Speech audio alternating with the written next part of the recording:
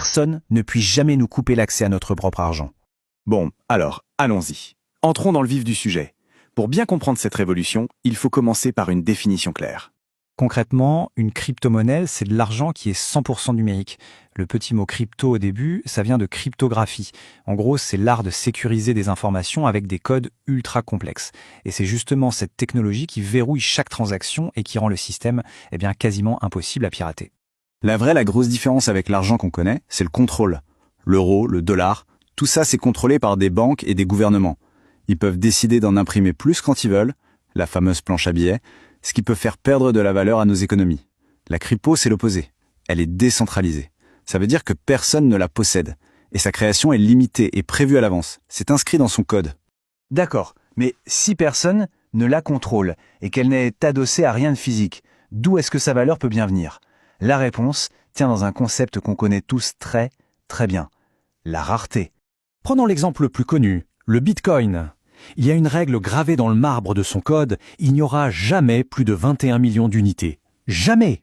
Ce n'est pas une promesse, c'est une certitude mathématique. Et la conséquence de ça, elle est simple, mais super puissante. C'est comme l'or.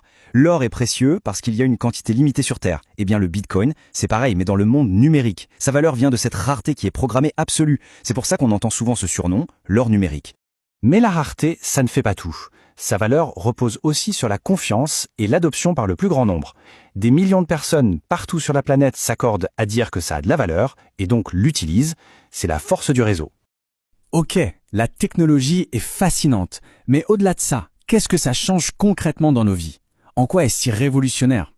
Eh bien, l'avantage principal, c'est la création d'un système financier mondial ouvert à tout le monde et qui ne dort jamais. 24 heures sur 24, 7 jours sur 7. On peut envoyer de l'argent à n'importe qui, n'importe où sur Terre. Et ça arrive en quelques minutes, pas en plusieurs jours. Le tout sans avoir besoin de l'autorisation d'une banque et avec des frais souvent vraiment minimes. Et ça nous amène au point crucial, la notion de véritable propriété. Dans le monde de la crypto, si on possède ces clés privées, qui sont un peu comme le code secret de notre coffre-fort numérique personnel, alors on est la seule et unique personne à contrôler ces fonds. Personne ne peut les saisir ou les bloquer. Tout ça, ça peut paraître presque magique. Un système financier global, sans banque, sans frontières, sécurisé et qui n'appartient à personne. Mais comment est-ce que ça peut bien fonctionner? La grande question, c'est donc celle-ci. Comment garantir la confiance et la sécurité sans avoir une autorité centrale qui supervise tout?